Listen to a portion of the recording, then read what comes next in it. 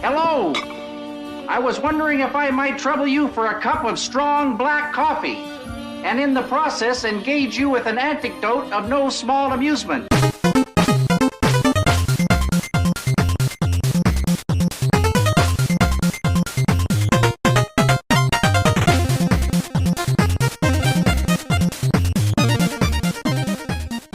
Hello, Herd, and welcome to another episode of NerdyVerse on Nerd Herder. I'm your herd leader, John Wayne, Hey, I'm Megan.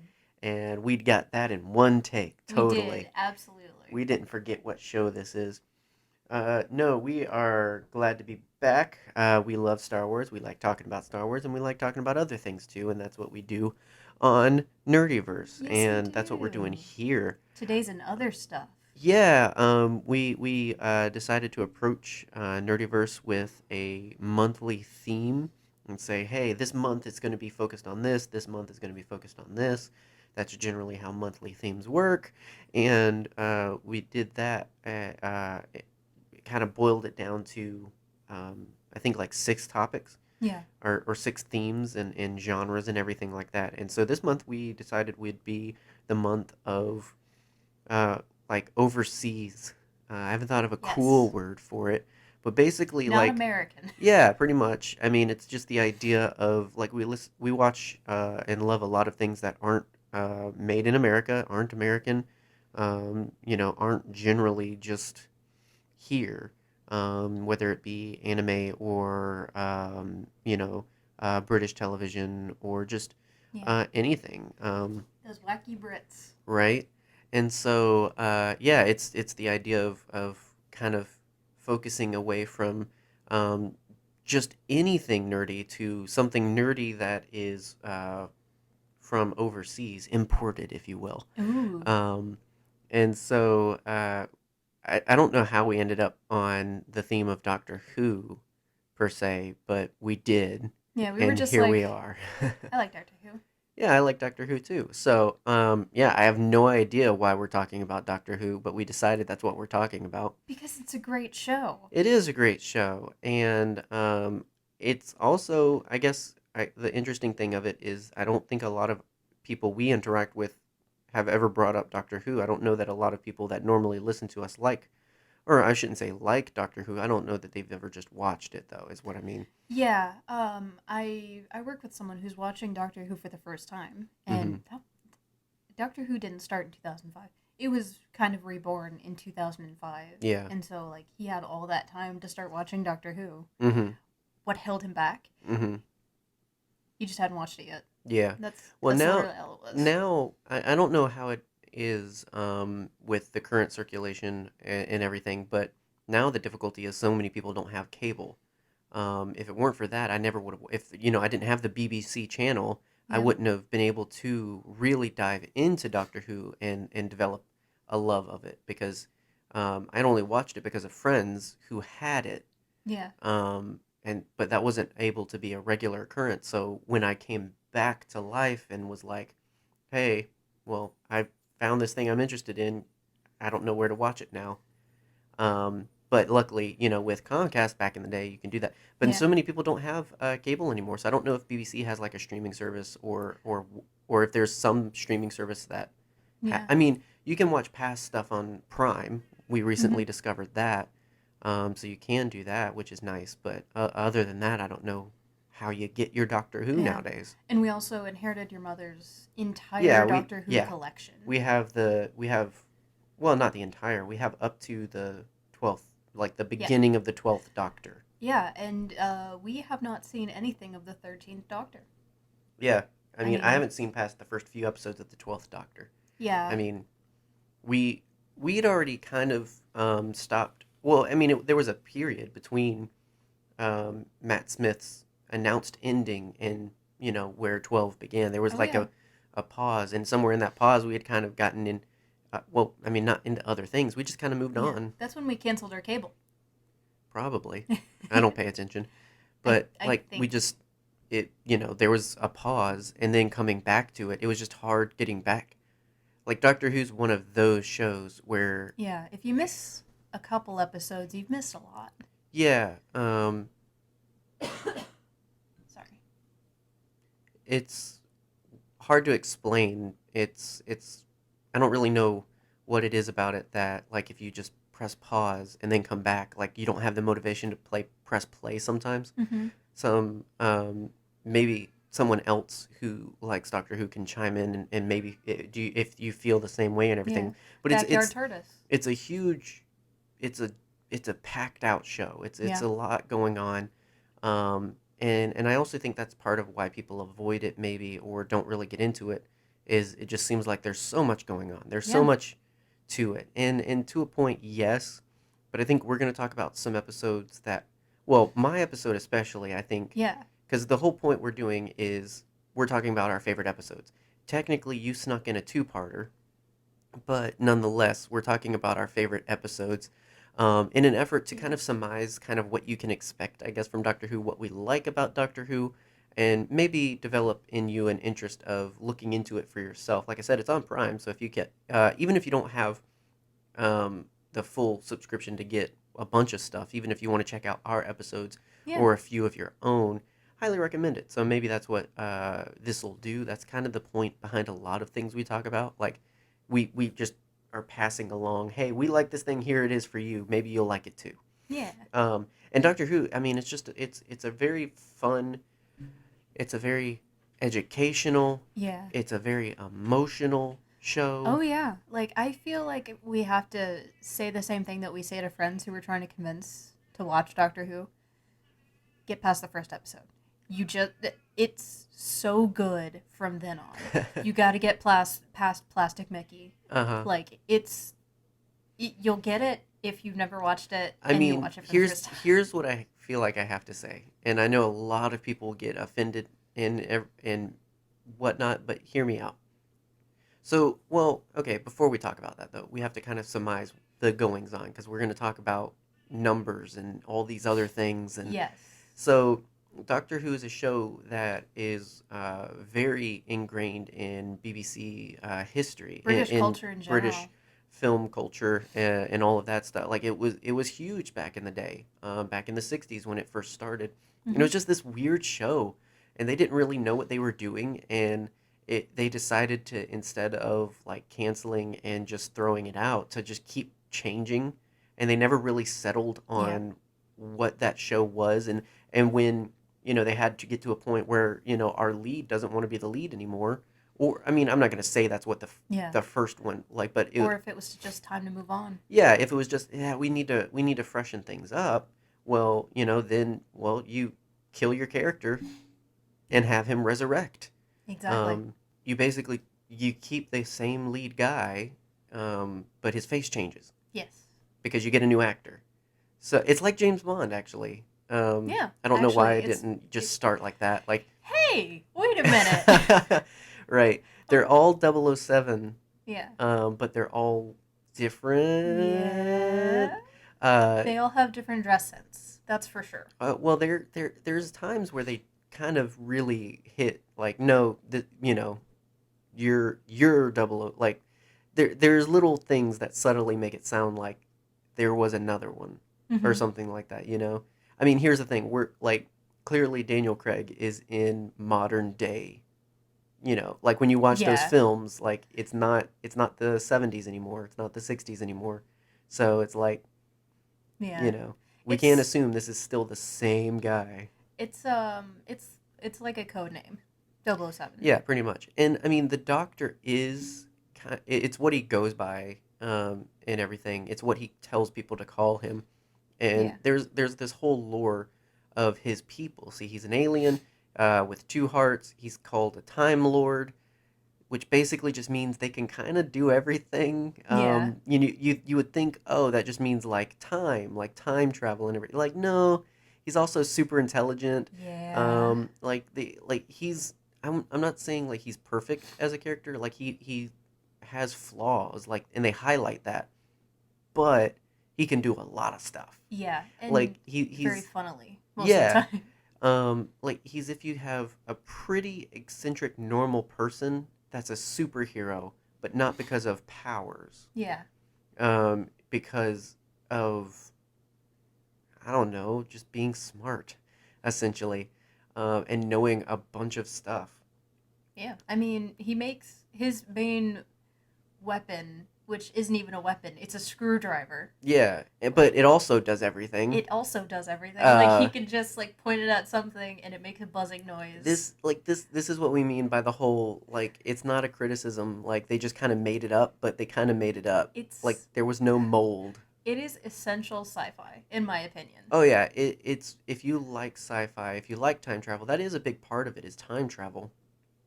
But yeah, it's like Quantum Leap meets like Sherlock Holmes meets I don't know, like H.G. Wells. huh? Like, H.G. Yeah. Wells. Like I'm trying to think of those like just monster of the week rant like Buffy the here's the Vampire thing Slayer. now like it's good stuff though. But so that's your character. He goes by the doctor.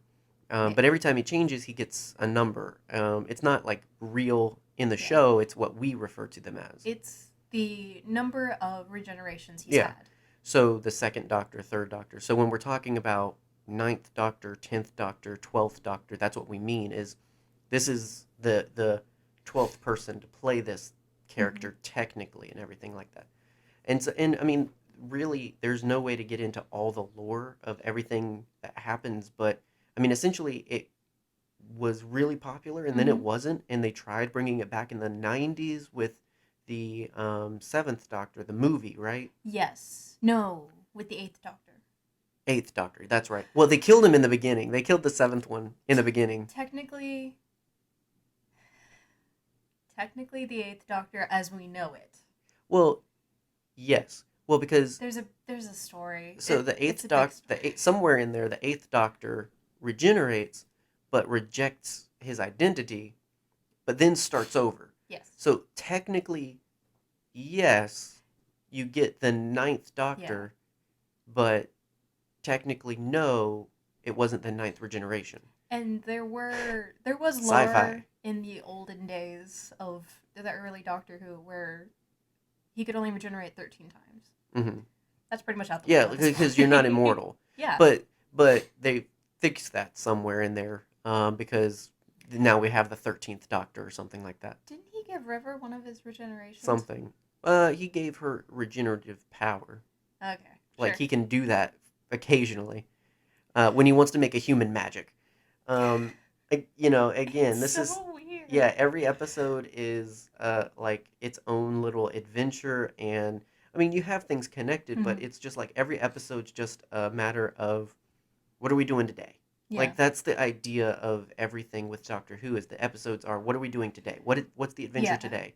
And you meet other aliens, you save the day, you find new things, do new things, you stop the world from ending. There's all this stuff, and occasionally there's these big moments, but they like tried to resurrect it a couple of times, but it didn't work until 2005, which is where modern Doctor Who comes from. If you watch Doctor Who now, more than likely you're going to watch modern Doctor Who that began in 2005. So I feel like we haven't done a good job explaining the Doctor. No, listen, okay, but, it's like trying to explain a bidet to a caveman. Yeah. Like first you gotta explain what a toilet is to a Yeah, caveman. it's so loaded, but understand he's an alien that is a Time Lord. He can regenerate, and he goes on time traveling adventures with companions. People that he picks up and meets along the way, and it's just like, hey, do you want to go on an adventure? Because he's a lonely man with a police box who, wants that. He wants adventure. And despite when anyone tells you the best are Amy and Rory. Yes. That established, in 2005, it begins with the ninth Doctor with Christopher Eccleston. My personal favorite Doctor. He's a great Doctor, and he was the first Doctor for a lot of people. And then later on, he regenerates, becomes the 10th Doctor, played by David Tennant, who is I go back and forth with him, and the 11th Doctor, which is Matt Smith. I go back and forth with them. Now, going back to what you were saying in terms of like having to kind of be patient and forgive the first few episodes, I would honestly say for your ability to interest, start with 10 because they figured a lot of things out by the time they hired Tennant. Yes, but like if you're gonna I feel like a lot of people, if they're gonna get interested in it, they're not gonna get interested because of Eccleston. I feel like you have to love the Doctor and then go back and you'll love 9 because you love the Doctor, not because Yeah. you're wanting to get invested in the show. It's just like the original stuff in season 1 of 2005, just not great in terms of quality. No. Very enjoyable, very fun, There's a but human trampoline. like nobody believed in the show originally. Like nobody thought it was going to really get Yeah. anywhere. The budget wasn't that big, and I mean, you can tell from watching it versus where I think with David Tennant and all, with his era, they got a lot more figured out. They knew how to use a small budget. They really got the idea of what is modern Doctor Who. Yeah. And so I feel like if you can fall in love with that, you can enjoy any Doctor. Which I agree with. I'm not saying I just love skip. Excellent so much. I'm not saying skip Eccleston. No. I'm saying start somewhere else so that you can appreciate it. If you just start there, I don't feel like you're going to appreciate it.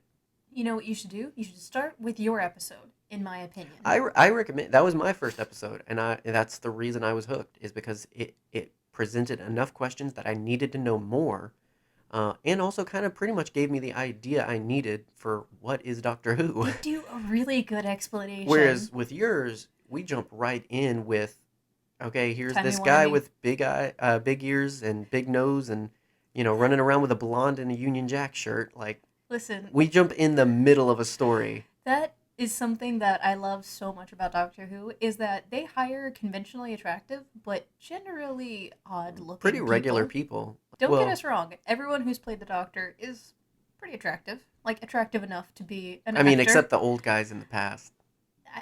Listen, they had families and wives. I mean, until the 5th Doctor, I don't think he was attractive. Which he was very attractive. The 5th Doctor is the father-in-law of the 10th Doctor. yes, he wore a celery on his... Yeah.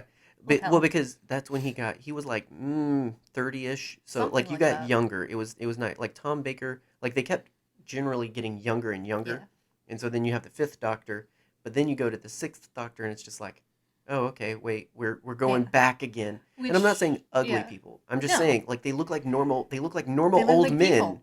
Like they're old people. And that's the whole Yeah. thing is like, wait, you're sure he's an alien? Well, Matt Smith Yes. was one of the youngest doctors. He's just like- to this day, I want to say, the youngest Doctor. Yeah.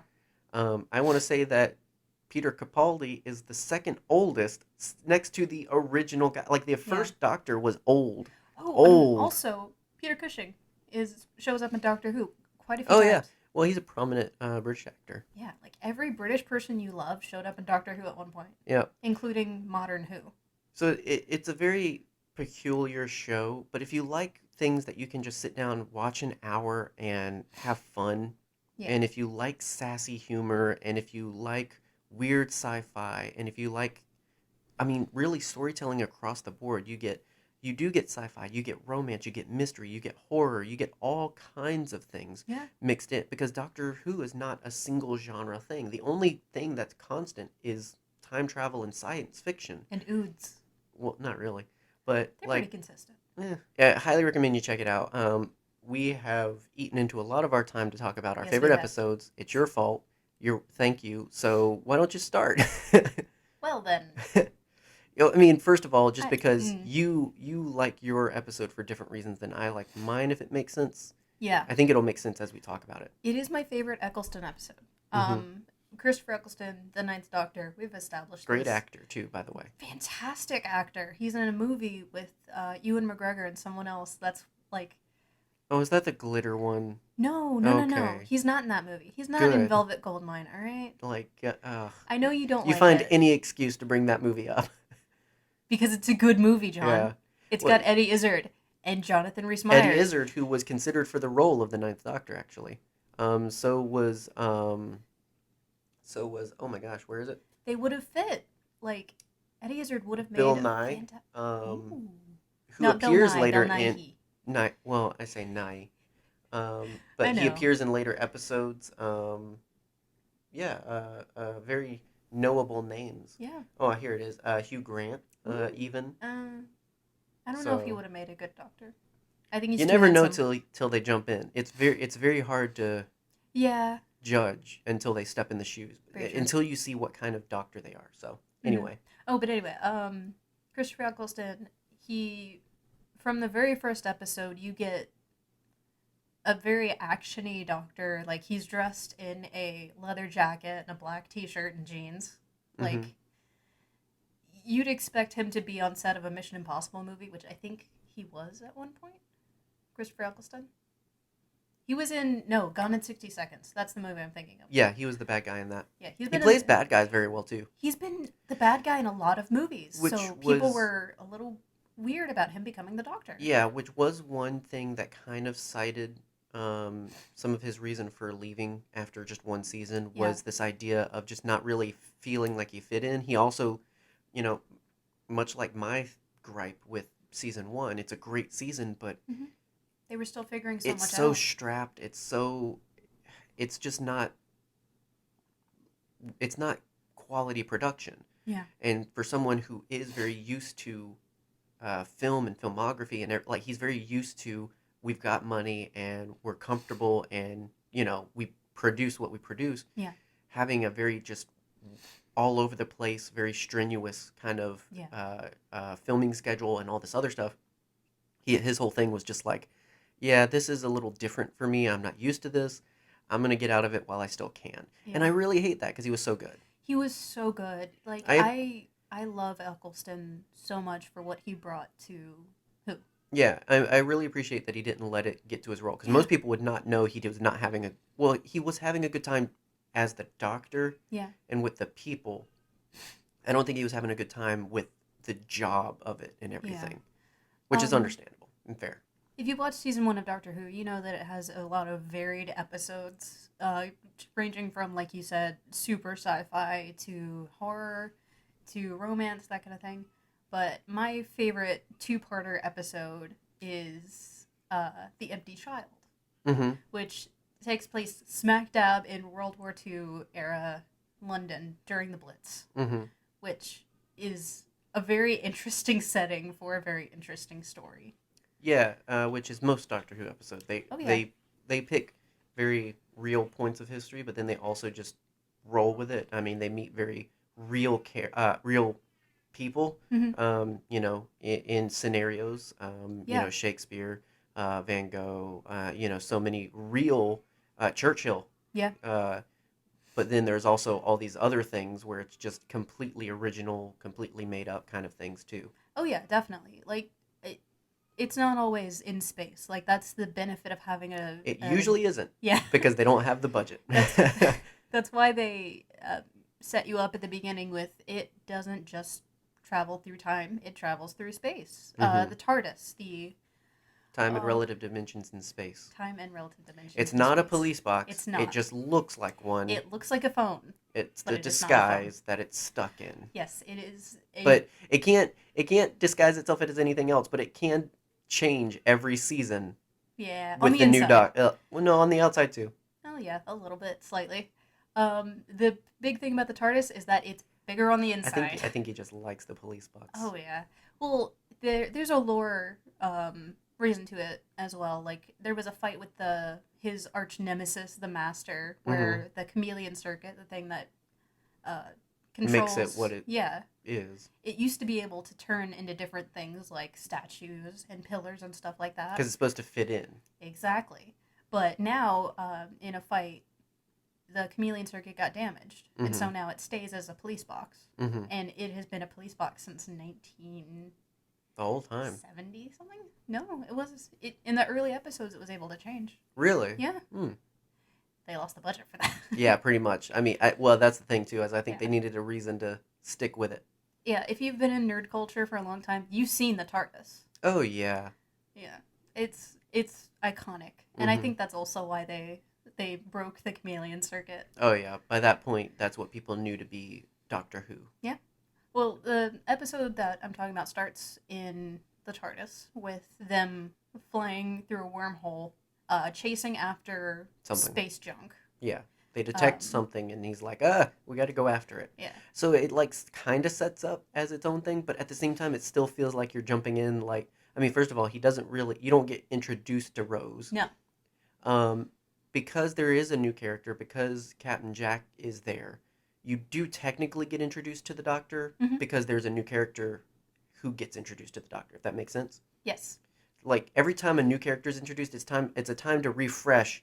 Oh right, this alien with 2 hearts. That's right. Not only is it an introduction to the Doctor, it's an introduction to the sonic screwdriver. It's an introduction to psychic paper. Well, I think it's in this one they talk about it more than they ever do in terms of it's a sonic screwdriver. It's a screwdriver. Like it's helpful sometimes, but then when it's not, it's not. It's very not. It works on everything but wood too. Exactly. That is a big thing in Doctor Who. It does not except work on that wood. one time. Except for wasn't it not technically wood?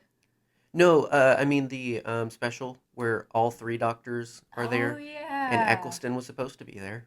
I was so sad. Sadness. I was so freaking R.I.P. sad. in the chat. He's not dead. That's not what I mean. But anyway, so yes, a lot of a good bit of introduction. Oh yeah. I think they were still trying to get their feet wet with the new season. It's only like it's the 8th, the 9th episode. Oh, well, how fitting! Wrong. It's the 9th and 10th episode. Yeah, the 9th and 10th episode of a fantastic season. Yeah, with a completely original villain, quote unquote. Yes. They are going through Spoilers. Ooh, yes. We'll get to her at some point. What? Spoilers. Oh yeah. Yeah. Spoilers. That's gonna be an entirely different explanation. Right? Yeah. For that one, you're just gonna have to watch it. Like what you have to learn about Doctor Who fans is there's things like that that mean completely different things, and there's it makes us cry. Yeah. There's so many things that Doctor Who has ruined. It's just horrible. Like statues. Right. Which we might talk about. Well, I'm trying to get through it. Okay. Basically, the villain of the episode is a child. Seemingly just a little boy in a gas mask who's just walking around town asking for his mummy. Are you my mummy? And that's that famous thing. I have to feel sometimes if you've been a little more closely associated with Doctor Who, you've probably heard that in reference. Yeah. This is where it comes from. There's a fantastic character. I don't remember her name. Nancy? Nancy, yes, Nancy, who during air raids has been going into people's houses and stealing their food. Smart. Which is very smart. I think that was probably an actual thing that a lot of people did during air raids. Because there are children that are roughing it around the city who either their parents died in child homelessness was very real. Oh yeah. Either their parents died, still is. Their fathers sent them off to a farm or something, and they just came back to the city. For whatever reason, they're on the streets. Exactly. And Nancy has been providing for these kids out of guilt. Yeah, pretty much. Yes. Because another kid died, and she can't take care of him because he's dead. Little brother. Who turns out to be her son. Exactly. And that's the point of the question, are you my mummy? That's the thing Doctor Who does. It makes things matter that you don't think matter. Yes. So the whole thing of, are you my mummy, from a kid in a gas mask, just sounds scary, right? But literally the entire plot hinges on the answer to that question. Yes. And it's so crazy. That's what saves the day. Yeah. Is the realization that, yes, I am your mummy. Yeah. So what had happened was the space junk they were following had some kind of nano machines. It was a Chula war ambulance. It was an alien space ambulance that had a bunch of nano machines on it. Yeah. And we're like, oh, dead child, let's fix it. And they fixed it, but they messed up because they thought that that's what humans looked like. Because he had the mask on. Right? So and he had the injuries. They didn't fix the injuries. They just kind of brought him back. It's weird. So basically they goofed. And they then thought all the other humans don't have gas masks, so something's wrong with them. We have to fix it. And so it's like this plague that spreads. But when she admits to being his mom, and I didn't catch this the first time. I literally not first time. I've seen this episode a few times. literally for some reason this time it clicked. I had always, oh, they just needed to end the episode, so Yeah. The yay, nanogenes. Jamie's all better. Yeah. The nanogenes that are made for healing recognize the same DNA in Jamie and in Nancy. Because she is his mommy. Exactly. And that is what fixes everything. Well, because then they're like, oops, and they fix it. Whoop, Like, they're done like, goofed. oh, well, let's fix the child the right way. Yeah. And then also let's fix everybody else the right way. Mhm. And, you know, Yeah. and the doctor's even like, everybody lives. Yay! Yeah. That is what I love so much about Christopher Eccleston. Which means a lot, by the way. I feel like we're going to breeze past that, I feel like, but, like, let it sink in. Yeah, this is why you need to start at the beginning, at least of the season, because there's a lot of death in Doctor Who. Oh, so much. So much. A lot of situations that are very sad. You do have to be slightly emotionally masochistic. Yeah. Like, fall in love with characters that you know are going to have bad endings. Yeah. Almost nobody has good endings. Almost nobody. There are very few people that walk away from the Doctor. Oh, yeah. Like, yeah, it's crazy. Yeah. That said, they make you enjoy it, though. Oh, yeah. Oh, yeah. You're going to suffer, but you're going to be happy. Exactly.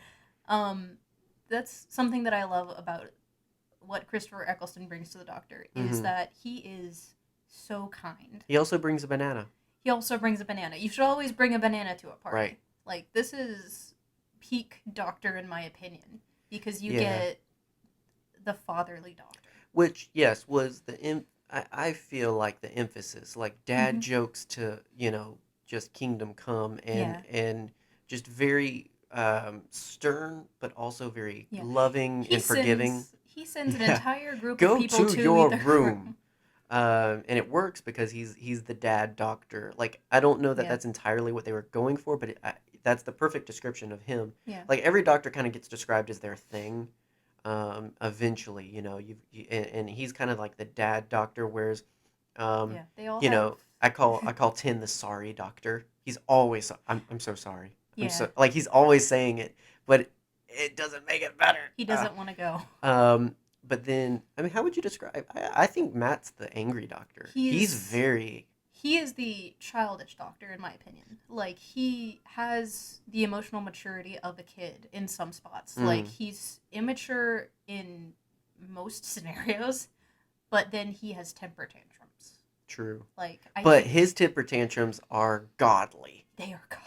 Because he's a Time Lord, and I guess that works. Yeah, I mean, same emphasis in that. Like, the angriest Doctor, I feel like, was 11. Yes. I feel like he had a lot of moments where he just blows up on people. He's the Doctor that lost the most. Mm-hmm. Like, I feel like it. Like, well, after everything, like, he didn't, like, Tin didn't really get to live with some of his loss because he changed. Yeah.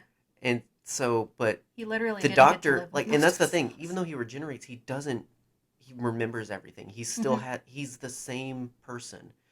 He's experienced the same things. And he's still not ginger. But he likes fish sticks and custard. So many references we're making that nobody's going to get. It's sad, but one people. Hello, one maybe people. I don't know.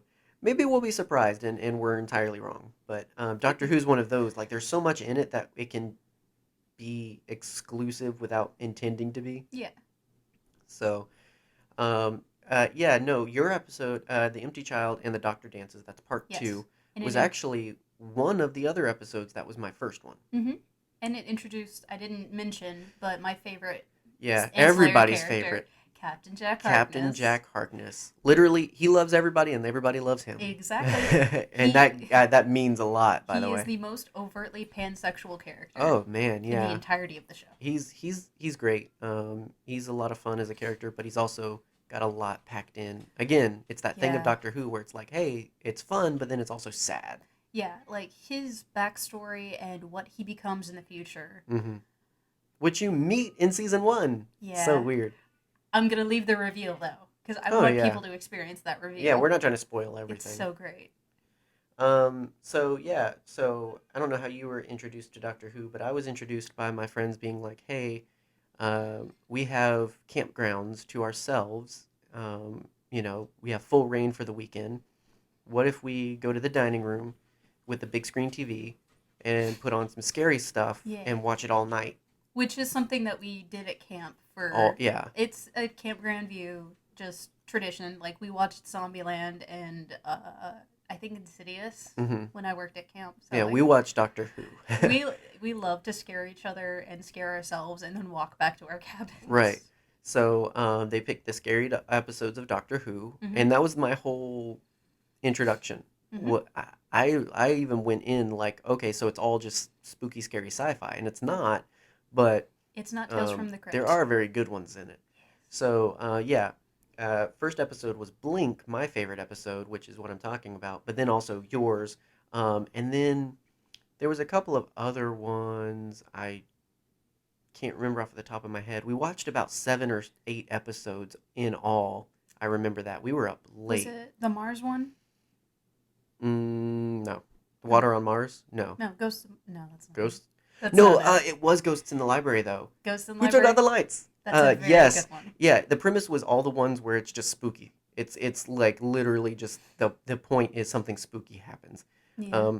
I will say the Doctor dances, like after part 1, it cheats me because it stops being a little spooky. Because It's then we so start good, though. once we start to put the pieces together, we're like, oh, alien nanomachines and all this other stuff. It's the spooky starts to go away because it's not a ghost child, It has a name, which we talked which about makes that. it less scary. Yeah, we talked about the whole thing of it starts off like this is a ghost child, and then turns out no, it's science. Yeah. It literally ends with a dance routine. Right. Meanwhile, my episode is all scary. It's built on the fact of a scary villain. Like you can tell the episodes where they're like, we just created a character. It's very scary. Now let's create a story for it. And this is one of those episodes where it's more yours is we have the Doctor, we have, this idea. What can we use? What does the London Blitz? Oh, air raids. Oh, what if something falls from the sky and it turns out to not be a bomb? It's something alien. Like you can see the line of logic there. Yeah. And it's so good. When they have an idea that they just run with. I love those episodes so much. Like, what if we had an alien with a really long name that no one can pronounce, and they get really excited when they can pronounce it? Or aliens that could only say that one noun, un. The rhino people. Yes. Which was just a mess with David. Yeah. Who just messed with David Tennant. Oh yeah, because David Tennant is Scottish. Because like their whole language is un. It's not like un over and over, but it's words with un. And with David Tennant's Scottish accent, it was just very like it's very pronounced and it was very funny. So they literally did this whole episode just to mess with him. What was the line? It was a platoon of Jadoon on the moon. Yeah, something like that. A platoon of but like in his Scottish accent, it's I imagine it took so many takes. I mean that's the fun of Doctor Who is it's just like Martha. Let's make a weird character. Like, let's make this. Let's put a head in a jar. Let's make a character that's just skin. Like, what if lizard people were real? Like, all of these things where it's just like, so much. And what if statues were alive? Yes. And that's the plot of Blink. And so this is interesting, and I do recommend it as people's first because there's so little Doctor Who, but again, there's enough that you get the idea of what you're getting into. Yes. This probably is the episode with the least Doctor in it. I don't know, but he's in barely like 4 minutes. Yeah, I mean, when you put it all together, it's not a lot. Now, if you don't count the scenes where it's just a picture of him, that doesn't. Yes. But if you're talking about when he is being Doctor, well, if you consider the image of a Doctor becomes the Doctor. No. So, if it's not about the Doctor, this being David Tennant's Doctor by now, then who is it about? It's about a character named Sally Sparrow, who we don't know why in the beginning she's investigating this, decrepit house. Yeah, she's a photographer. Oh, okay, that's actually fair. I was going to be like, that's stupid, but I literally know a photographer who goes into abandoned buildings, so yeah. Actually, no, it's not that stupid. Anyway, so yeah, she's doing that, apparently. Her and the one other person I know do that. And discovers things that are messages to her in a house she's never been to before. Weird. That are written under wallpaper. Yeah, it enough that it catches her attention, but like not obvious. But you can tell, Who lived there? Who lived in that house? Yeah. It's written by the Doctor because it's signed. Yeah, it's by by the like Doctor. because it's under the wallpaper. So somebody wrote that, then put up the wallpaper and lived in that house for years until it became abandoned until the day she comes in there. These are the questions that pops in your head. So anyway, so she investigates the house, that happens, and it's just like, oh, that's weird. Let me go back with my friend. When they get back though, when they come the next day to the house, these statues that are in the garden, she swears have moved. And then when she gets distracted by a messenger at the door, um, her friend disappears. Ooh. And the only thing we know is that the statues definitely moved. Yes. What turns out the messenger carries a message from her friend, Who is his grandmother. So we get introduced to the weeping angels. Yes. The weeping angels are what they sound like. They're statues of weeping angels. They cover their eyes and everything. It's a very iconic look. And they move when you're not looking. Yes. Um, They are SCPs. SCPs, Yes. You have no context for that. apparently. There was a game called SCP Containment Breach, which Okay. it had Weeping Angel Oh, like, elements. yeah, okay. Like if you blink or if you look away, Mm-hmm. the It thing moves or behind changes. you moves. Yes, That's what weeping angels are. exactly. So when you look at them, they can't move. Um, when you look away, though, they can move faster than you can believe. And the way they attack is by taking you and putting you somewhere random in time. Future, past, doesn't matter. But they take you somewhere. Yeah, they feed off of potential. Yeah, so basically, so you live to be 28, and then they take you back in time to the 1920s, and then all the things you would have done in your original timeline is food to them. Mm-hmm. Meanwhile, you go on living back in the 1920s. So like the doctor says, they let you live to death. Mm-hmm. It's both good and bad because it's this idea of like you're just pulled out of your life. You never know where you're going to end up, but you're still alive at least. So I Yeah. mean, depending on how much you love yourself and value your life, that's a win. And the thing that is heartbreaking is that every character that gets attacked by the Weeping Angels has a good ending. They do have a good ending. So she It's so goes back heartbreaking. in time and meets the love of her life, settles Yeah. down, has kids, has grandkids that now meet Sally Sparrow in the future and are like, "Hey, here's what happened." I mean, well, I don't know what happened, but I woke up and I was in the 1920s. Yeah. Who knew? Later on, she goes to the police. The detective gets sent back in time, and literally the day they meet is also the day he dies as an old man because he gets sent back in time. Then she gets a message, and it's like, "Hey, meet me at the hospital." And it's also like, "Okay, weird." Yeah. And she goes there, and he's an old man now. It's some of the best dialogue Oh yeah, and well, flirting. yeah, because he has the line of just like it was raining when we met, and she's like, "It's the same rain," and it's just like, oh, Life is long and you are hot. right. It's good. I mean, the acting of this episode is phenomenal and It's everything. So fantastic. it like everybody gets a happy ending. Like he lived a good life, married Yeah. somebody, had it all. But the idea is the Doctor is stuck without his TARDIS. Mm-hmm. The angels have the TARDIS at the house Sally's been investigating, and the whole thing is they're going. Um, they were going after. Well, they weren't really going after her, but she took the TARDIS key Mm-hmm. from the house. They didn't know it was in the house for some reason or something, I guess. They had the key, but they did not have the TARDIS at first. R- The TARDIS was at the police station. The police came and took the TARDIS so they could get in, but they couldn't get there. Yes. But they followed Sally there. So then Yeah. they've got the TARDIS but not the key. So now And they she need took the key. yeah, so now they need Sally to get the TARDIS cuz the TARDIS is time energy. It's food to them. Like if they can get in, they can eat forever and Yeah. just be happy.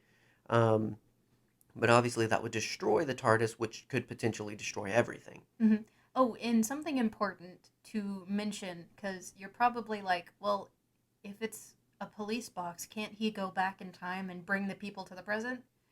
No. Mm-hmm. Because the moment that they are sent back in time, that becomes a fixed point in time. Right. That the Doctor cannot change. Well, for because risk the of- angels ate it. Yeah. Like the idea is they cannot exist in that timeline anymore because Yeah. the angels ate that. Exactly. It's weird, but it's the thing of where it's just like you can no longer complete your story from that point Yeah. anymore. That is the end, and it restarts somewhere else on the timeline. Yeah, and later we find out exactly what happens when you try and change a fixed point in time. Mm-hmm. And Bad it's stuff. Bad stuff. Bad stuff. Some great episodes, but bad stuff. Right.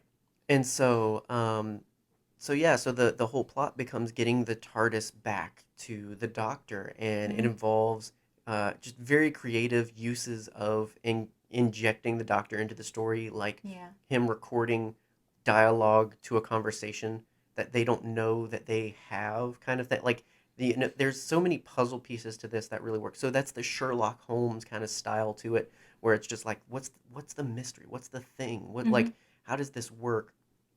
But then you've got the horror of the Weeping Angels. They do it very well, where you're looking away, you come back, and boom, they're closer, and now they have demon faces, and it's all kinds of creepy. And so there's like so many elements packed in there, even romance, because all along Sally's falling in love with some dude, and it's just like all of this is happening in one episode. Yeah.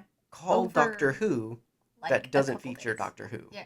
Like, it's just so crazy. It's a good introduction. Like, if you watch this and get interested, and we haven't, I mean, we've given you essentially the story, but even still, you can watch and enjoy this perfectly, even knowing what's going to happen. And I feel like you can watch this and just easily be like, I need to watch more. And therefore, I mean, I just say go to, 10's beginning and start there. That's my personal. I'm not saying I'm right. Watch the first few episodes of 10.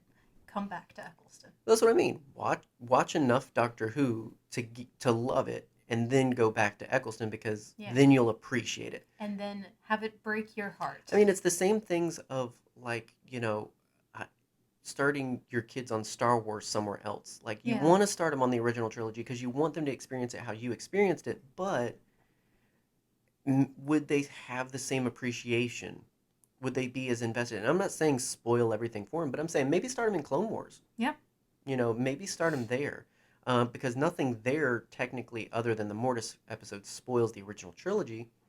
Except that now when they go into the original trilogy, they were like, oh, Obi-Wan, I know who that is. And they don't get spoiled until episode 6, when Luke's like, I know you were Anakin Skywalker. Like, we know who that is. Like, it's like one of those things, you might have to start your kids somewhere else. And I'm not saying your kids, but I'm just saying with Doctor Who, it's a lot. And I feel like you have a better appreciation with more well-done episodes. Not good, just well-made. Yeah, and I think that 9 was perfect for me to start with, because I love schlocky garbage television. Well, and that's what I was going to say. Now, if you love sci-fi originals, just start with 9. You'll be happy. You'll be very happy. If you like Sharknado, you'll be happy. I'm currently wearing a shirt with Sasquatch riding a unicorn. You know what I'm into. But there's so many. For instance, I mean, technically, I think your episode is like 168. Yeah. Yes, it's season 1, but again, that was the resurrection of Doctor Who. So technically, there's hundreds of episodes of Doctor Who. So many are on Prime and accessible, and I highly recommend. They're like $1.99 or something like that. Something like that. If nothing else, rent Blink, watch it, and you'll instantly be like, okay, I'm interested. Let's watch some more. If you don't, that's also cool, but at least you tried it. Yeah. If nothing else, you've listened to a very, very weird episode. Then, very confusing if you're not going to at least go watch Doctor Who after this, you've kind of wasted your time, I feel like. But no, I mean, it's your time to waste. Ain't no weeping angels coming after you. Maybe. Don't blink. You'll never look at statues the same after this episode. Have you looked Don't behind blink. yourself? Not even recently? once. Blink and you're dead. Oh my gosh, I used to have that whole dialogue memorized. Yeah, it was so crazy. It's so good. We didn't even mention that was the episode we watched on our first date. Yep. We were like, hey, what do you want to do for this date and everything? It's just like, I mean, we can watch something. Sure. What do you like? Doctor Who? And it's like, oh yeah. What's your favorite episode? Blink. And we were just at that moment, we're just like, Yeah. Yeah. We just lined up and everything, and boom, there you go. It was just the rest is history. The rest is history. And here we are, what, like 7, 8 years later. Something like that. So, a long time ago later. Doctor Who brings people together. Exactly. So watch out. You might watch Doctor Who and fall in love. So there you go. So watch it with your wife, Preferably. Or your husband, or your spouse. Or, a lizard. Or lizard. They're valid too. They are valid. They get married. Lizard rights. Oh man. yeah, lizard rights. That's a Doctor Who thing. Anyway, yeah, hopefully you'll check it out, and hopefully you enjoyed this madness. Would be totally open. Yeah. We love to hear from people. What's your experience with the Doctor Who? Are you as basic or zeroed out as I assume you are, or are you more into it and everything? If that's the case, we can always talk about more episodes and probably, just have a little bit more sense about it maybe next time. But maybe, we fly by the seat of our pants in this podcast. So, but nonetheless, we'd love to hear from you either way, especially if you watch these episodes. If you watch them, please talk to us. We would love to hear what you think. Because, Blink is my favorite. Weeping Angels is my favorite villain. I know the Daleks are cool. The Daleks are really cool, but, and they're very important. Oh, very. But nothing beats a Weeping Angel. Yes. I mean, here's the thing. The Weeping Angels have taken more away from the Doctor than the Daleks have. Very true. Oh. Let's be honest. So, on that note, hope you have a great week. We've got Star Wars Rebels and more NerdyVerse next week, and then all kinds of fun stuff. Yeah. Plenty happening here at Nerd Herder. Don't forget, always bring a banana to a party. Exactly. Bananas are good. Wait a minute.